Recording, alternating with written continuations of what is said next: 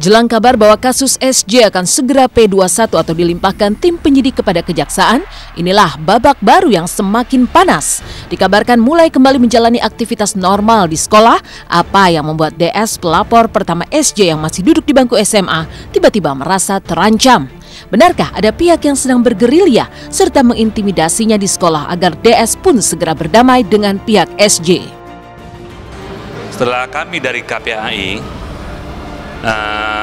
sekalian melakukan konseling oleh pihak psikolog, dan saat ini memang kepada DS ini ya dilakukan konseling seminggu sekali.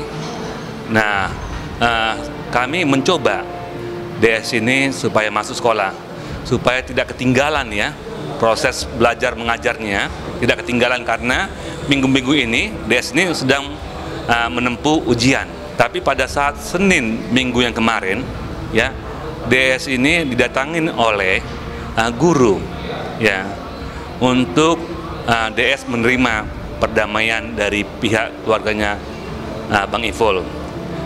Guru tersebut mengatakan kepada DS bahwa pihak sekolah ya didatangin oleh lelaki ya, menyampaikan kepada pihak sekolah supaya DS menerima perdamaian ya. Nah, ini kan DS merasa terancam ya.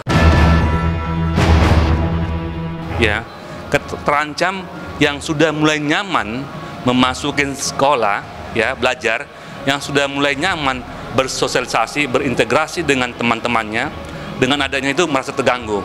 Nah, itu semua kembali kepada keluarga DS aja sebagai pelapor, tapi kami dari keluarga Bang Ipul tetap kita positive thinking. Silahkan ya kan, proses penegakan hukum dijalankan oleh polisi, kita hormati ya kan, dan kita juga hormati DS kalau memang merasa dirinya hak-hak hukumnya dirugikan ya, kita hormati juga, dan kami pun menjunjung tinggi asas praduga tak bersalah.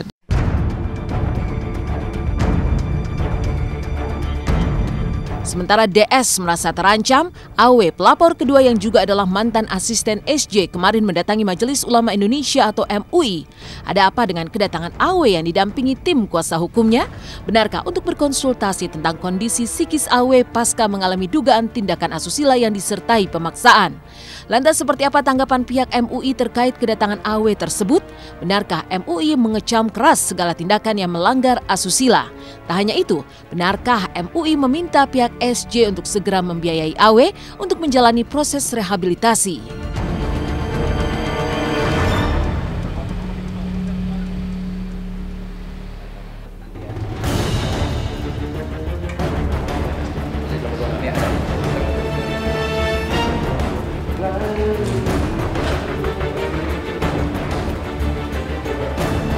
Nah, makanya kami datang karena MUI adalah satu landasan umat Islam, landasan kita semua, ya kita mohon petunjuk karena mungkin selama ini pun sudah ada fatwa-fatwa yang dikeluarkan oleh MUI ya. Nah, mungkin fatwa itu juga dikatakan haram lah kalau ada LGBT dan lain-lain. Majelis Ulama Indonesia telah mengeluarkan fatwa jauh sebelum kejadian yang menghebohkan ini terjadi. Jadi ini adalah satu pelanggaran dosa besar dalam Islam, dan dalam fatwa itu diputuskan bahwa hukuman yang layak dijatuhkan adalah hukuman takzir. Artinya terserah kepada penguasa untuk menjatuhkan hukuman berat itu. Kalau di Saudi Arabia dipancung, ya, kalau di Indonesia bisa hukuman seumur hidup atau mungkin hukuman mati. Dan saya pikir kalau memang ada etikat baik daripada pelaku yang sekarang sedang dihebohkan ini, dia juga wajib mengeluarkan dana untuk rehabilitasi korbannya itu. Saya akan terus menuntut itu, entah minta juga ke negara juga bertanggung jawab sebagai ini adalah anak negeri, ya dia harus dibiayai untuk rehabilitasi. Kalau langkahnya ini untuk motivasi maju aja, supaya berkembang, dia lanjutkan jalannya, apa misinya, visinya, hidupnya seperti apa, masa depannya aja seperti itu. Sementara itu kondisi SJ yang diperpanjang masa tahanannya di dalam sel Polsek Kelapa Gading Jakarta Utara kian terpuruk keadaannya. Tak hanya bergulat dengan tekanan psikis, sang pedangdut kini harus mengalami kejatuhan penghasilan ekonomi yang sangat drastis lantaran putus semua kontrak kerjanya. Benarkah tim kuasa hukum SJ pun sampai harus turun tangan, terutama untuk meminta maaf kepada pihak-pihak event organizer atau IO yang telah menandatangani kontrak kerja dengan sang artis? Ya, agak memprihatinkan sih kalau untuk saya sebagai sahabat. Ya, secara otomatis ya kan, Ipul kan selain dia memang stripping, kita sudah tahu lah dia setiap hari ya kan, every night ada di salah satu stasiun TV, itu sudah jelas penghasilan dia berapa. Secara otomatis hilang kan income dia yang sudah pasti.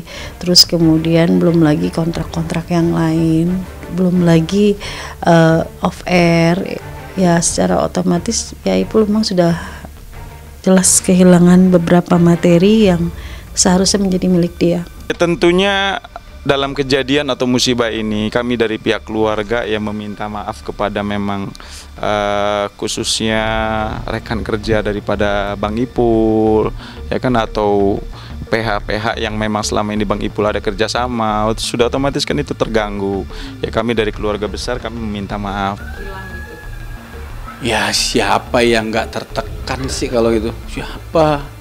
Ya kan?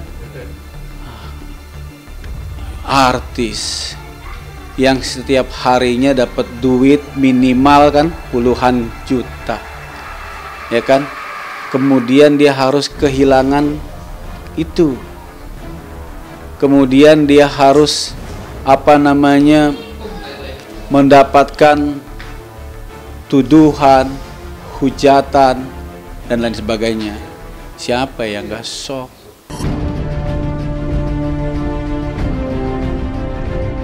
Hidup memang bisa berubah kapan saja dalam waktu yang relatif sangat singkat. Dan seperti sebuah roller coaster, kehidupan di puncak bisa saja meluncur dengan sangat cepat ke bawah, seperti yang kini dialami SJ. Lalu benarkah tak hanya depresi karena masalah penghasilan, SJ pun sampai tak memperdulikan urusan perawatan tubuh dan wajah seperti yang dulu biasa dilakukannya? Seperti apa sebenarnya perbedaan gaya hidup SJ dulu dengan kehidupannya yang sekarang pasca mendekam di dalam tahanan?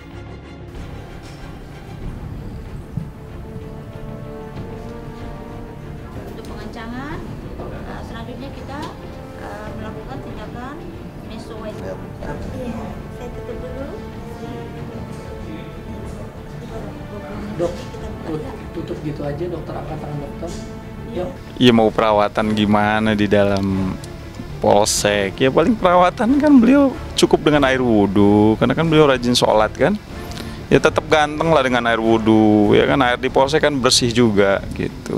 Apalagi kemarin kan beliau sempat sakit, ya kan, ya, gitu. Jadi ya sekarang ya alhamdulillah beliau perawatan cukup dengan air wudhu.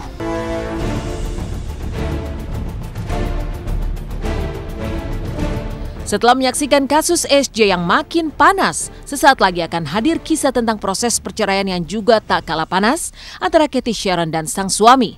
Dituding sering pulang malam, seperti apa Cathy Sharon yang membantah semua tuduhan itu serta terkait masalah prostitusi artis. Lalu bagaimana kisah Anwar host dahsyat yang akhirnya memiliki pacar pasca menembak sang cewek di acara dahsyat? Simak sesaat lagi hanya di Intense.